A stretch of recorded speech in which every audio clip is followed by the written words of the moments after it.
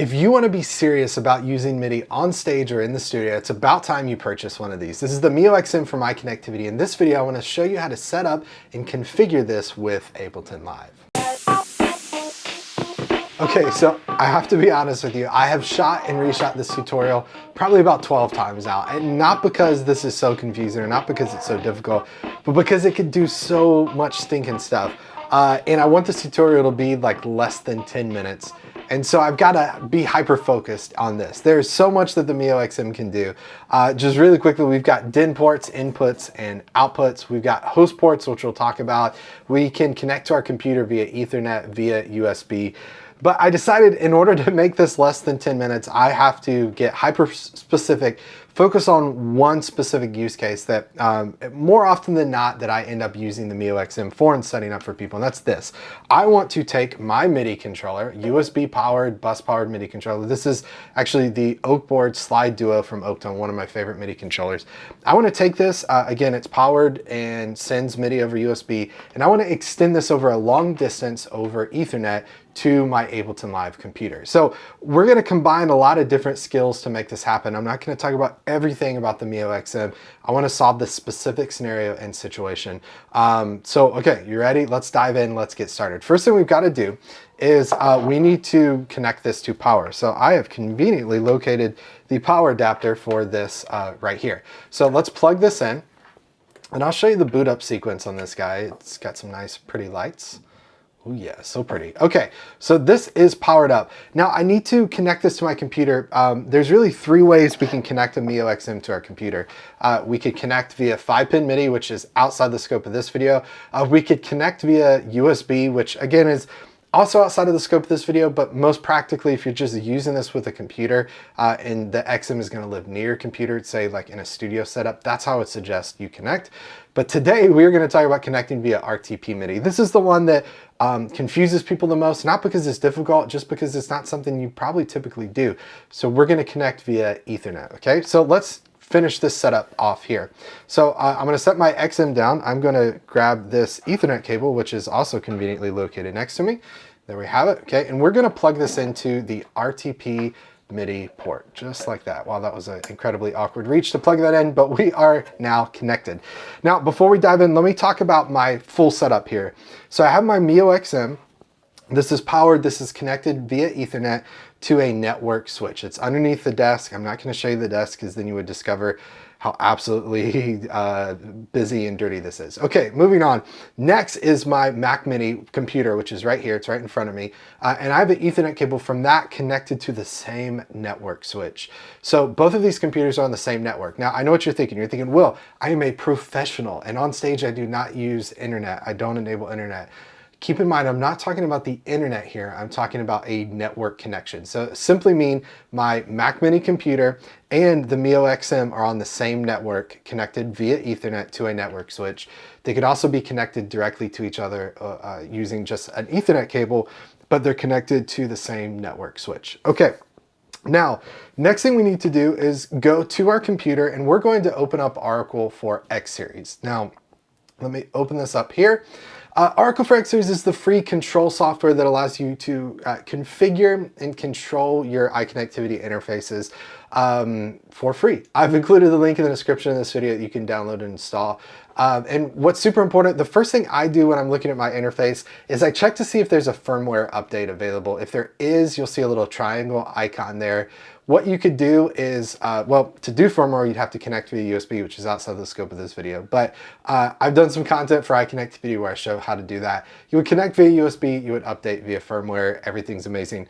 Quick note on that. Do not update to new firmware. If you're in the middle of a tour, you see there's an update, wait, don't do it. But if you're starting from scratch, starting like, I just bought this interface, I just got it from Sweetwater, I need to set this up, then I would highly suggest doing that. Another useful tool, utility, you can click this info button, and you could factory reset your device, you could clear MIDI settings. This is particularly helpful if you just got off a tour or you inherited like a playback rig from the other guy who has no clue how to do things, and you want to like reset and restart. You could do that. You could also reboot your device remotely using Oracle for X Series, which is really, really cool. Okay, let's start to make this happen. Again, I want this to be under 10 minutes. I've already gone 5 minutes, so we gotta move quick.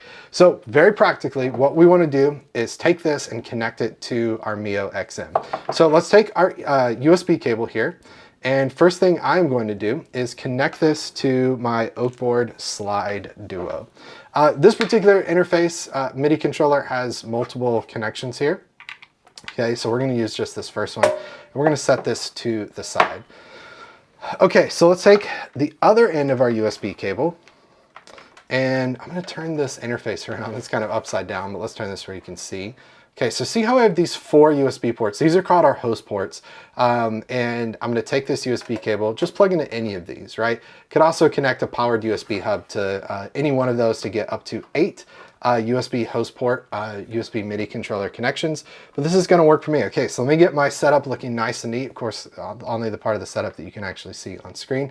This is gonna work for me. Plugging in via USB here, powered my Oakboard Slide Duo, which is great. I also note here, I'm gonna send this from USB to my MioXM, extend it over a very long distance over this Ethernet cable to Ableton Live. If you had a keyboard, a Nord that had 5-pin or something, you could do the same thing I'm doing here, but instead of plugging in via USB, you could plug in via 5-pin. Whatever you have, if it's 5-pin, you could plug here, send via rtpMIDI Ethernet. Okay, running out of time, so I gotta move quick. So I've got my controller connected. Let's go back to Oracle for X Series. Anytime I use a USB MIDI controller with the MioXM, it's essential I do what's called a USB Host Port Reservation. Okay. Let's click USB host reservation. You see our 8 host ports here. So we click 1 and we want to reserve this host port for our Oakboard Slide Duo. I don't have time, but simply that just means every time I plug this controller in, it's gonna go down the same host port. It's always gonna be host port 1. Super important to do when we're using USB host port connections with our device. Okay, so this is connected via USB. We've reserved our USB host port. We're connected via Ethernet. What we need to do now is establish the Ethernet connection from our MioXM to our computer. But before I do that, if you like content like this, if you're a geek, if you're a nerd, you love performing on stage with Ableton Live, I just want to put that out there. Consider hitting the subscribe button and the bell icon. I post new content every single day at 10 a.m. Central. Not all of it is this highly technical, but a lot of it is, and you'll love it because you're a nerd. Okay, back to it. Let's go to our Mac here. I'm going to use Spotlight to go to Audio MIDI Setup, okay? Most likely, we're going to see a different screen come up instead of that one. So I'm going to go up to Window and do Show MIDI Studio. Now, quick note, if you're on a PC, you don't have MIDI Studio. You'll have to install a utility like IPMIDI, rtpMIDI, I believe is another one. I've linked to those below in the description of this. Set those up and then come right back because the rest of the process is exactly the same. Okay, so now with MIDI Studio open, I'm going to go to MIDI Studio up in the menu bar here. And we're going to scroll down to Open MIDI Network Setup. What I want to do is click this plus icon. I'm going to move quick. I'm going to create a session here. Local name is how this is going to show up on my computer. So I'm going to actually have this show up as Oakboard MIDI, okay? Or Slide Duo. That's what this is called, Oakboard Slide Duo. Bonjour name is how this shows up on the network. We want this to show up as, let's call it Ableton. It could be tracks, playback, whatever you want to call it. Okay. So got this added. Who may connect to me? We're going to go down here, save this, set this to anyone, and then we're going to enable our connection. Okay, so we've established our network connection, or we created a network connection. Now what we need to do is connect our MioXM via this Ethernet cable to our computer.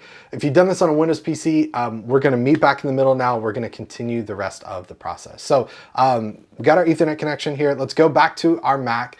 I want to make a note of what this Bonjour name is. It's Ableton, so we're going to copy this.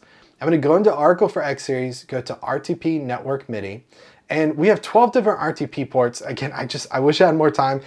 Basically, this allows me to connect to 12 other devices. MioXM, MIDI interfaces, MioXL, MIDI interfaces, Play Audio 12s, computers, whatever it is, up to 12 of them. Crazy, crazy stuff. Okay, we're gonna choose just RTP1 here. We're gonna set this to initiator. And in this box, I'm gonna paste the name of that Bonjour name, that connection. I'm gonna hit save. Now I'm gonna give it a second, but it's gonna search on the network and it's gonna establish a connection to my computer through that port. So let's go back to Audio MIDI Setup, and you'll see that that very first port there, MioXM, has connected to Oakboard Slide Duo, that network that I connected. Again, if you're on a Windows PC, same exact process. If you're having issues, turn off your Wi-Fi, make sure it's just hardwired, reboot things if you need to, and you should be good to go. Okay, so with that, that connection established, what I need to do now is think about my MIDI routing. People get freaked out when it comes to MIDI routing because maybe you're a guitar player and you're like, I'm not an IT person. I don't know how to do all these crazy connections and stuff. This is very, very simple. We're just thinking sends and returns. We're thinking inputs and outputs. We're thinking sources, destinations. Okay, I'll show you what I mean. Let's go into our MIDI routing page here. Again, we have sources, we have destinations. This is like the birds and the bees of iConnectivity devices and interfaces. So where is our source coming from? Where are we sending MIDI from? Well, let's just look back at our setup here.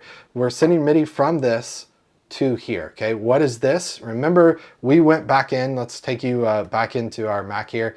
We went into USB host port, all right, let's go back here, and we reserved host port 1 for our MIDI controller. So our source in this case is USB host 1. So USB hosted device instrument is right here. Now, we have to think about what's our destination. Our destination in this case is RTP1. Why is RTP1 our destination? Well, remember, we went here and we said, okay, I want RTP1 to connect to here, which is going to establish our connection to network MIDI. Hopefully that makes sense. Here's something that's really helpful for me. This is gonna sound silly. Grab a pen, grab a piece of paper, and literally draw out like a signal flow, a diagram of how things are connected and how they're flowing to help you kind of understand this and visualize this and get it. A lot of times when things start to feel complex, just take it to pure analog, the way God intended, to draw everything out, and you'll figure it out from there. Okay, so we've established our RTP connection. Let's go back to MIDI routing. What we want to do is make sure that MIDI from host port 1 is going to go to RTP1. And if we go over to the right to destinations, where is it going? By default, it's going to RTP5. We don't want that. We want RTP1. How do I change it? Well, I'm going to click this to remove it from RTP5. I'm going to click here to send it to RTP1.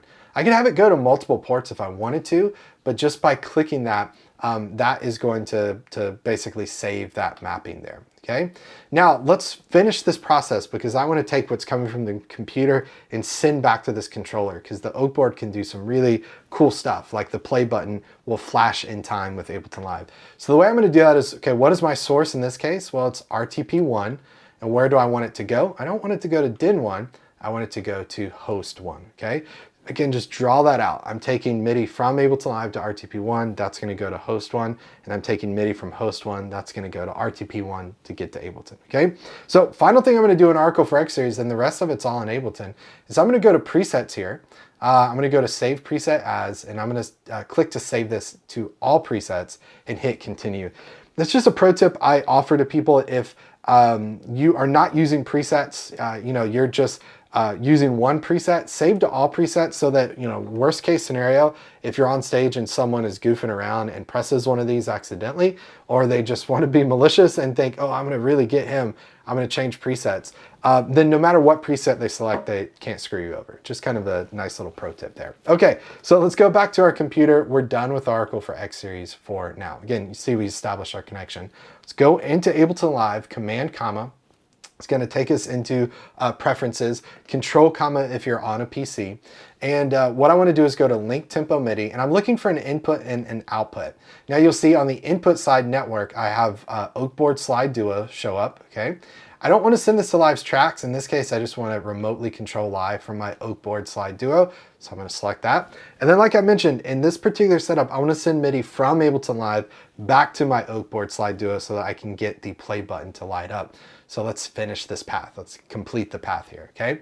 So on the outside network Oakboard Slide Duo, I want to enable sync so that I can send tempo sync information or tempo clock from Ableton Live back to my Oakboard Slide Duo.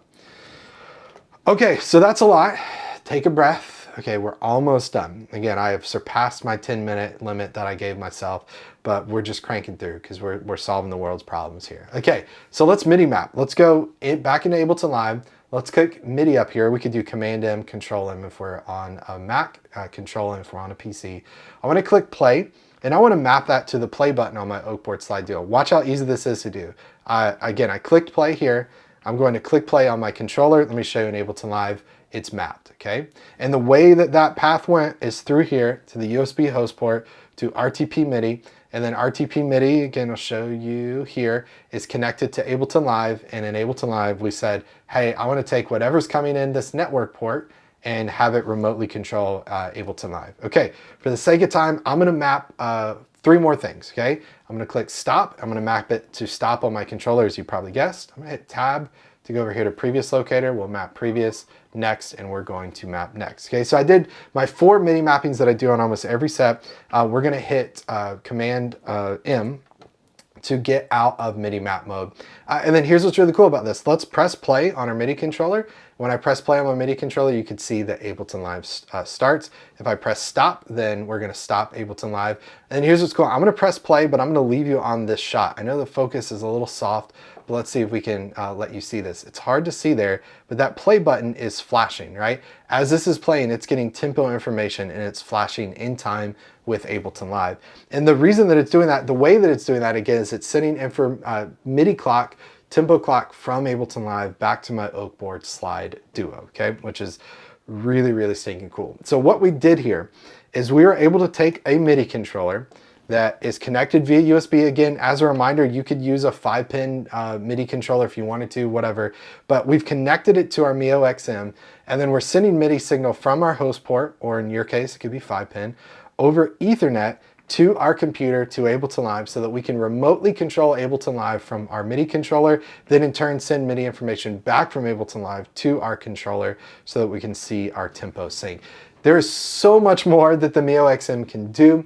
I just don't have time to show you, but if you want to check out everything the MioXM can do, then head to fromstudiotostage.com/subscribe. When you subscribe, you'll get access to every single course I have on the site, including my Using the MioXM and MioXL courses, my Setting Up Play Audio 12 courses, my Making the Connection with iConnectivity devices courses, and over 60 other courses that are all available on the site. In addition to that, you get 200 credits where you can go to the store and purchase anything I have in the store essentially for free. Using those credits every single month, you get exclusive discounts, exclusive access to a students only community, as well as a monthly call that is just for students. But to get access to all that, again, you got to head to fromstudiotostage.com/subscribe. If you're not ready for that, but you like content like this, again, consider subscribing to the YouTube channel.